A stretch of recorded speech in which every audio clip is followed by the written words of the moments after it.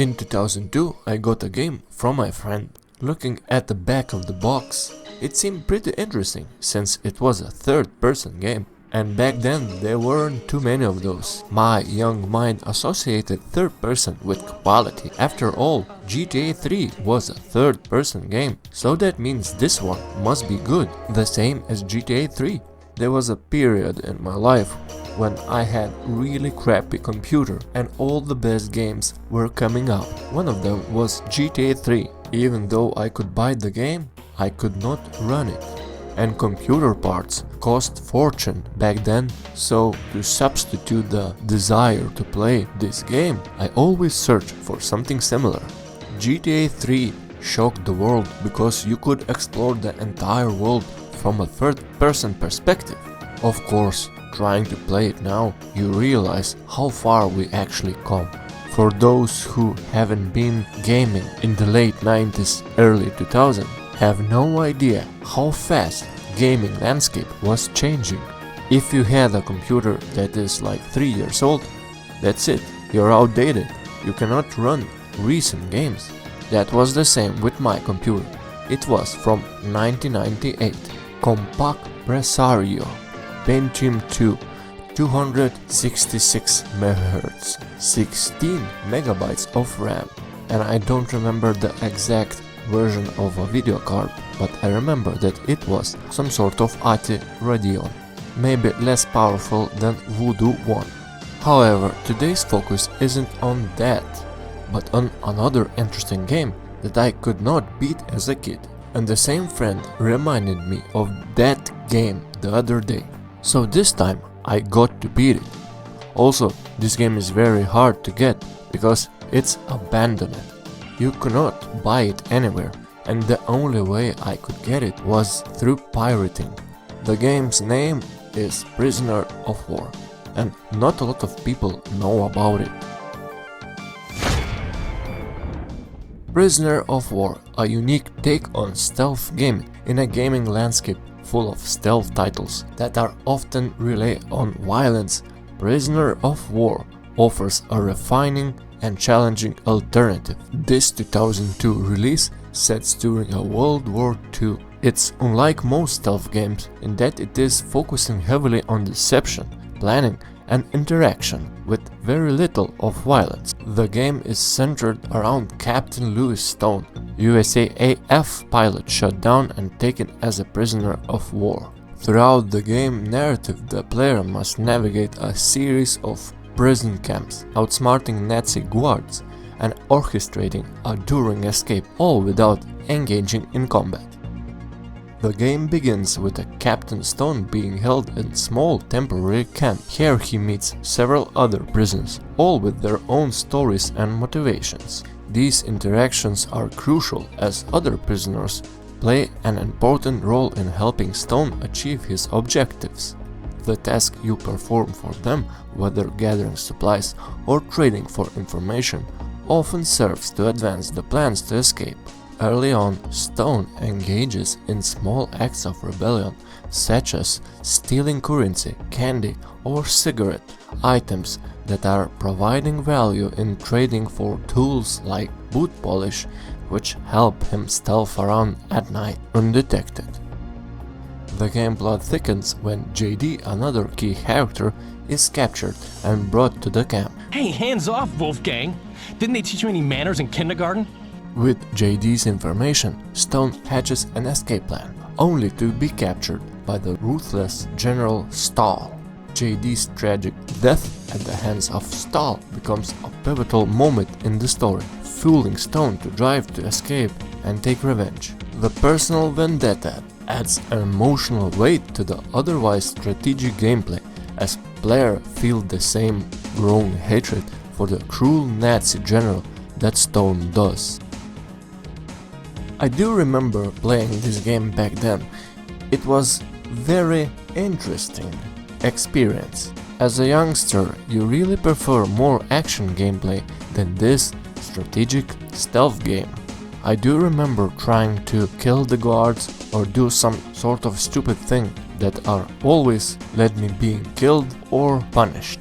And what makes Prisoner of War stand out is its commitment to non-violent gameplay. Unlike other stealth games where violence is often the last resort, here is not an option at all. The game mechanics are built around avoiding detection, outsmarting guards, and using environment to your advantage. For example, if a guard sees Stone acting suspicious, they won't shoot on sight as it is typically in other games. Instead, they will give you a warning, asking Stone to cease his activity. And only when ignored, the guard will respond with lethal force. Playing this game again when I'm adult, I do appreciate its more slow and methodical gameplay. But I do remember that this was frustrating as a kid, and I think that was one of the reasons that I couldn't beat it. In some cases, if Stone is caught too close to a guard, he surrenders automatically, which really adds the layer of tension to the game. These mechanics force the player to think carefully about their actions. Stealth becomes not just a gameplay option, but the key to survival and success. However, the lack of combat options can make this game feel extremely challenging at times. There is no way to fight back, and getting caught means losing valuable time or progress. This game does a really decent job recreating the real Prisoner of War atmosphere. An essential part of the game involves around interacting with other prisoners, much like real-life Prisoner of War escapes, often dependent on teamwork. The player is given dialogue options to engage with fellow inmates, and these interactions can yield helpful advice, items, or information, sometimes for free, sometimes for a price. These exchanges help to foster a sense of camaraderie with the camp, and as you get to know each other, the other prisoners, the stakes of escape plans feel even higher. The friendship you build aren't just plot device, they become crucial element in your success. The game is heavily inspired by the movie The Great Escape. In the movie, actor Steve McQueen portrays a prisoner of war in which, with all the other actors or prisoners, they're trying to escape. I never saw the movie because it was in the 1960s, but what I heard from it, it's a great movie. Maybe after this game I will watch it. Throughout the game, Captain Stone has access to various tools that assist in their escape attempts. They're scattered throughout the camp, and Stone has to find them all. You have a limited time at night to move around and grab those items.